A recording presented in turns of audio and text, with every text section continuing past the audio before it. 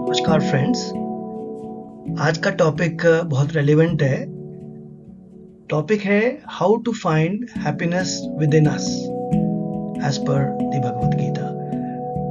तो हम लोग सब हैप्पीनेस की तलाश में हैं अपने अपने वे से, और हैप्पीनेस क्या है ये पहले जानना बहुत ज़रूरी है। तो व्हाट इज़ हैप्पीनेस?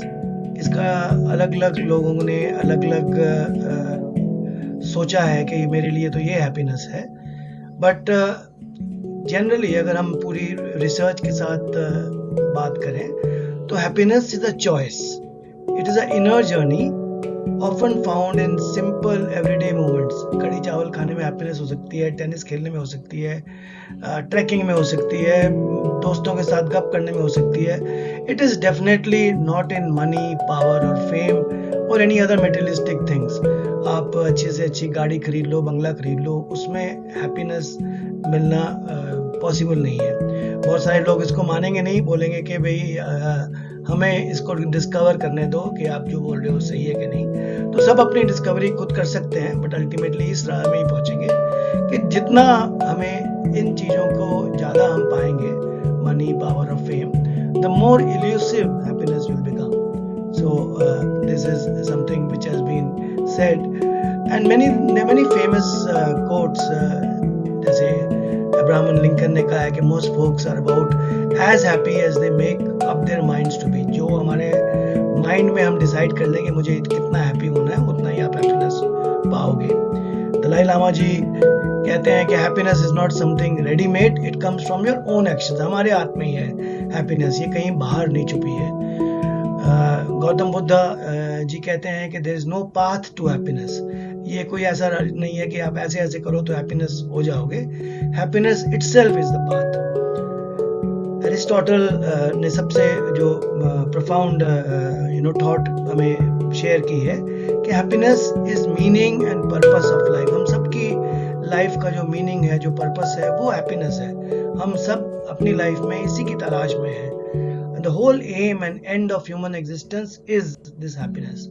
तो ये सब जानने के बाद हमें ये तो क्लियर हो जाता है कि happiness is an inside job. ये कहीं बाहर नहीं है, ये अंदर ही है। इस भाव को गीता एड्रेस करती है, और अनलाइक सो मेनी अदर जो हमारे लाइफस्टाइल गुरुज हैं और बाकी बहुत सारी बुक्स हैं कि हाउ टू फाइंड हैप्पीनेस, और कई मॉन्क्स की और एक्सक्यूज मी, ये ऐसे थ्योरीज हैं।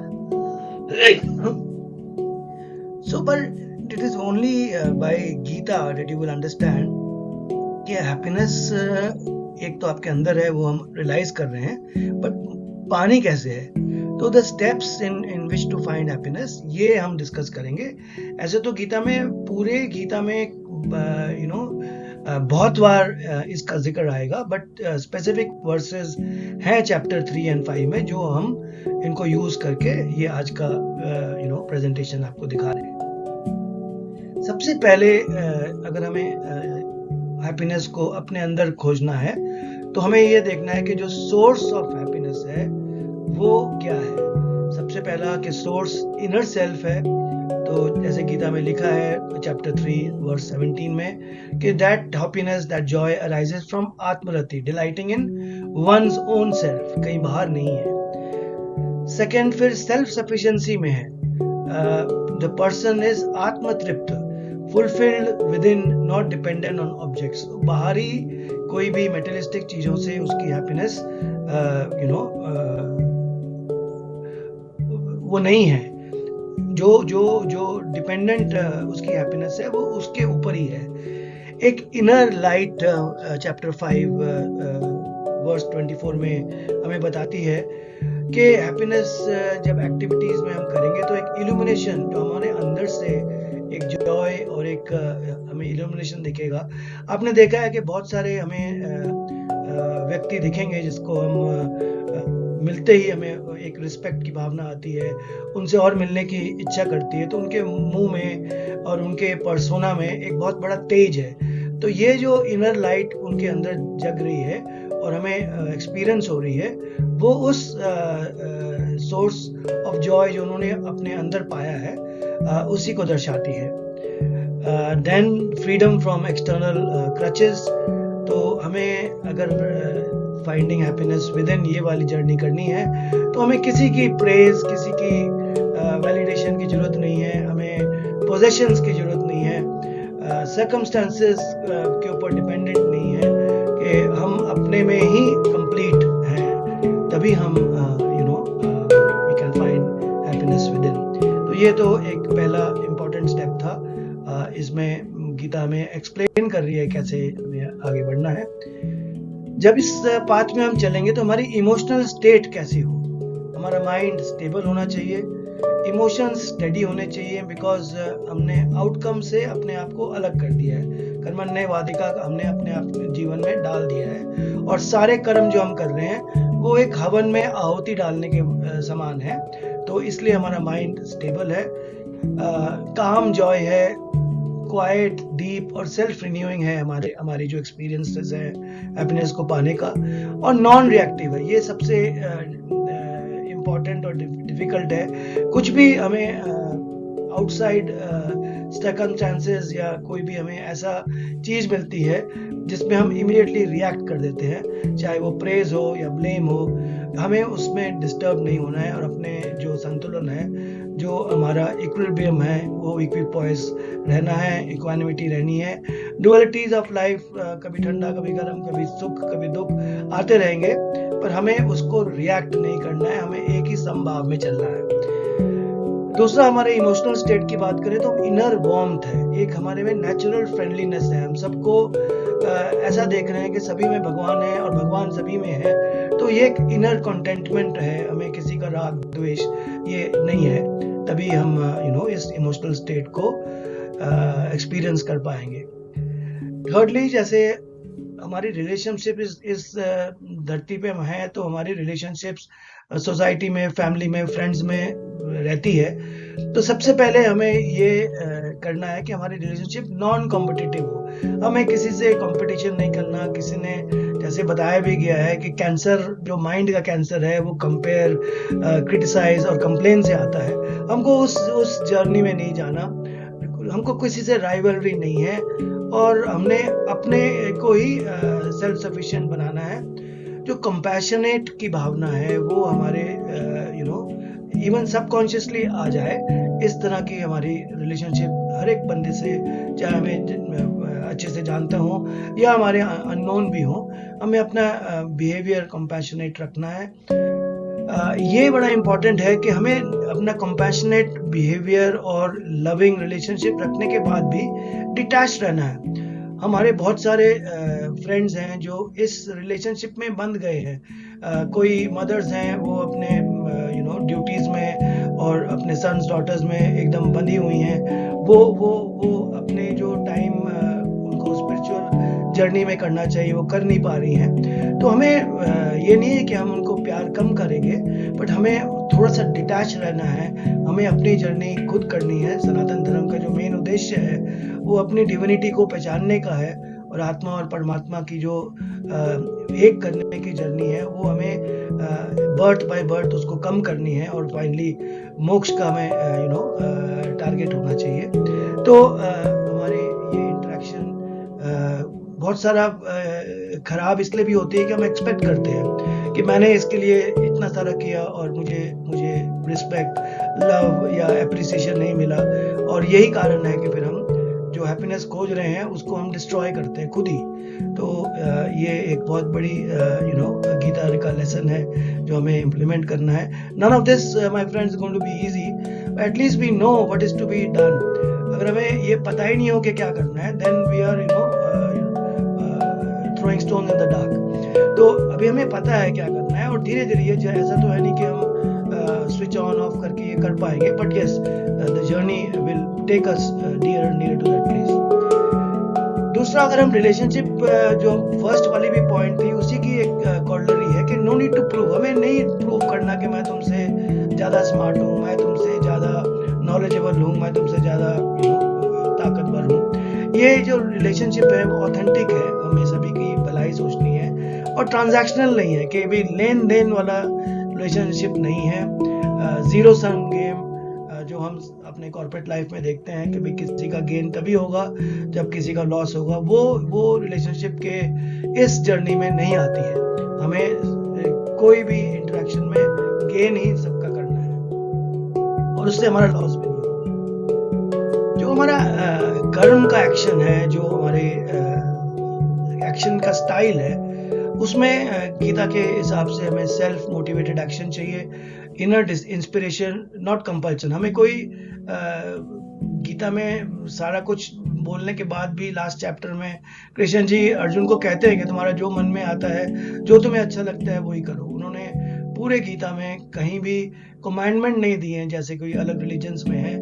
उन्होंने सिर्फ एक चॉइस हमें करने को बोला है कि आपको ह्यूमन बर्थ में ये फ्रीडम ऑफ चॉइस मिली है और मैं आपको अलग अलग ऑप्शन दे रहा हूँ और हर एक ऑप्शन की मैं आपको प्लस माइनस बता रहा हूँ, तो आप अपना एक्शन लो। तो हमें ऐसा एक्शन लेना है जिसमें हम इनर इंस्पिरेशन से आगे बढ़ें और बिना कि ये मैंने किया है, ये मेरा एफर्ट है और मैंने अगर एफर्ट किया है तो मुझे रिजल्ट भी मिलना चाहिए।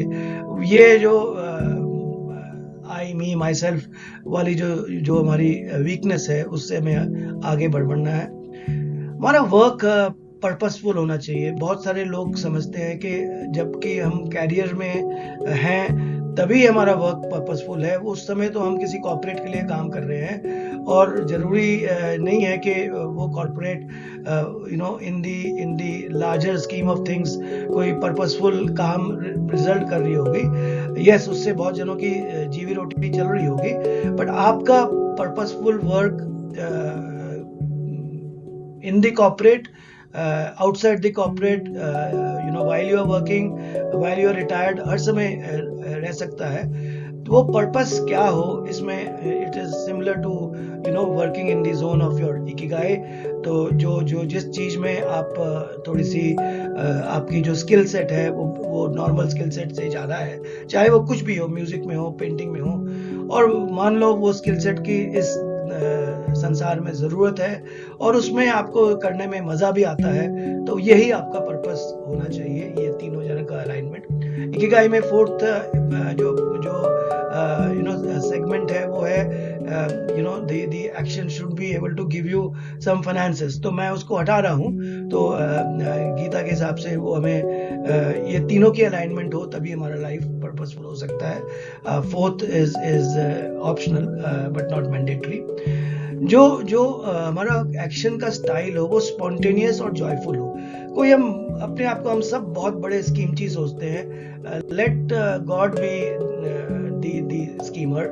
गॉड के ऊपर छोड़ दो, कृष्ण के ऊपर छोड़ दो और अपना जो वर्क है हम डे टू डे में स्पॉन्टेनियसली करें और जॉयफुली करें। तो ये हमारा एक्शन स्टाइल होना चाहिए। वैलिडेशन की हमें सबको जरूरत है। हमें कितने लाइक्स हुए, कितने लोगों ने देखा, कितने लोगों ने कमेंट किया, ये हमारे it has been proven that this is something to do with some chemical that is released and which these marketing people know, so and these influencers and everyone knows. So हमें उस चक्कर में नहीं पड़ना। we are independent of praise, very aptly put in chapter 3 verse number 18. तो मुझे बाकियों से उनकी प्रेज से ना तो कोई गेन है और ना ही उनके क्रिटिसिज्म से मुझे कोई लॉस है। सेल्फ अप्रूवल है, मैं अपने को खुद ही अप्रूव करता हूँ।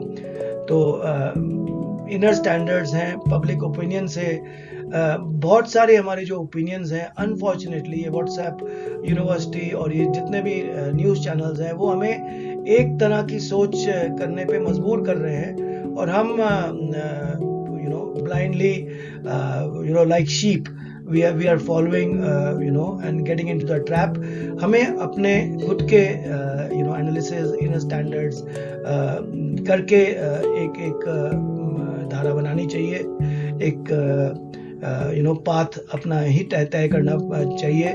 whether everyone is doing it so I am doing it, or no one is doing it and I am the guy who is the smartest and I am doing it. This both are wrong. Comparison जैसे पहले भी कहा हमें नहीं चाहिए, jealousy, inferiority, भाई उसके पास ये है मेरे पास नहीं है, और ये सब बेकार की कंपेयर करेंगे, फिर क्रिटिसाइज करेंगे, फिर कंप्लेन करेंगे और अपने ही अनहैप्पीनेस को पैदा कर रहे हैं। लिविंग हमारी ऑथेंटिक होनी चाहिए, ये बहुत ज़रूरी है। प्लीज़ इंट्रोस्पेक्ट योरसेल्फ, क्या हम ऑथेंटिक लिविंग कर रहे हैं? ऑथेंटिक का मतलब जो धर्म का पाथ हमें हमारे एंशिएंट स्क्रिप्ट्स दिखाते हैं। It's not necessary that you follow Gita, you might be following any faith, but the dharma is universal. कोई भी धर्म आपको किसी की हानि करने को नहीं कहता, सबसे अच्छा व्यवहार करने को कहता है। And so whether we are actually living that path of dharma, that is authentic. So ये हमें अपने आप को इंट्रोस्पेक्ट करना है और इस चक्कर से दूर रहना है। देखिए, सबकी हमारी स्पिरिचुअल ट्रेजेक्टरी टुवर्ड्स मोक्ष है, तो हमारी डिपेंडेंस से जर्नी इंडिपेंडेंस को हो रही है, outer driven to inner anchored. हमारा जो थॉट्स है, हमारा जो माइंड है, इंटेलेक्ट है, उसकी जो एंकर है, जितने भी तूफान आ जाए हमारे ज़िंदगी में, हमारे जो सोल का जो एंकर है वो इनर ऐसा होना चाहिए जो वो भटके नहीं। और फ्रॉम जैसे हमको पहले जर्नी में सीख करना है, फिर रेडिएट करना है, तो हमें चेज नहीं करना है हैप्पीनेस को भी। मुझे प्रमोशन मिलेगी तो हैप्पी होऊंगा, मैं ये करूंगा। अपना कर्म प्लीज हमें करते ही जाना है, एफर्ट 100% लगाना है, बट हमें ये नहीं सोचना कि हैप्पीनेस पाने के लिए ये हमारी कंडीशन है या ये सोर्स है। Every one of us has problem of being egoistic, तो हमें ईगो से सेल्फ रियलाइजेशन की तरफ जाना है। तो identity has to shift from personality to pure consciousness. And हमारी सबकी ज़िंदगी में उथल पुथल है, टर्बुलेंस है, कुछ फिजिकल है, कुछ मेंटल है, कुछ इमोशनल है, बट स्पिरिचुअल ऐसी एक दवाई है, ऐसी एक चीज़ है जो हमें गीता से मिलती है और अपने एंशिएंट स्क्रिप्ट से भी मिलती है कि जितनी भी टर्बुलेंस हमारे ज़िंदगी में हो, if we are spiritually strong, it will lead to emotional being strong, mental being strong, and देखिए फिजिकल तो डिजीज, डेथ, सफरिंग्स, ये तो इस जन्म में आना ही है, तो वो मैं इसको काउंट भी नहीं कर रहा, वो जैसे आएगी हमें इक्वानिमिटी में जीना है। तो ये सब करने से our mind will become luminous and serene as per chapter 5 verse 24। Spontaneous life की हमने पहले भी बात की, तो नेचुरलनेस है, हमें कोई एक्शन बनावटी नहीं करना है। इनर क्लैरिटी है हमें कि हमारे जर्नी यहाँ से यहाँ जानी है, और उसकी हम प्लान नहीं कर रहे हैं। Every day spontaneously natural way में एक्ट कर रहे हैं। अनफोर्स्ड चॉइसेस हैं, ये हम नहीं कर रहे बिकॉज दिस इज पॉपुलर और this is what will people से। जो हमें धर्म की राह दिख रही है और जिसमें हमें हैप्पीनेस मिल रही है, हम उसी को परस्यू कर रहे हैं। हमारी प्रेजेंस से हम ये जान पाएंगे कि हम इस जर्नी में थोड़ा सा सक्सेसफुल हुए कि नहीं, कि हमारी प्रेजेंस से अगर जॉय फैलता है। If we are with friends, we are in a society, we are in relations, we are in a corporate environment, we are anywhere, even with unknown people, whether there is a joy that we can spread, whether there is a positivity that we can enhance, अगर हम ये कर पा रहे हैं, that means there is something good that we have done in the journey of finding happiness। Scripted कोई भी चीज हो कि हम किसी भी कोई फरारी और मॉन्क वाले जो स्टोरी है वो, और हम कोई भी 10 ways of getting happy, हम ऐसे स्क्रिप्ट में नहीं जा रहे। हमको अपनी जर्नी खुद करनी है, और ये लाइफ हमारी कोई परफॉर्मेंस नहीं है, ये अनफोल्डिंग है। एवरी डे हमें न्यू लर्निंग्स मिलेंगी और हमें स्पॉन्टेनियसली उसको एक्ट करना है। इसमें बहुत सारा जो जॉय है, हमें इंटरनल जो हमें हैप्पीनेस मिलेगी, वो क्रिएटिव बनने से बनेगी। अगर हम सेंस ऑफ अचीवमेंट चाहते हैं तो हमें कुछ क्रिएटिव करना पड़ेगा, whether we are able to create something, whether it is a painting or music or a thought or anything which is creative.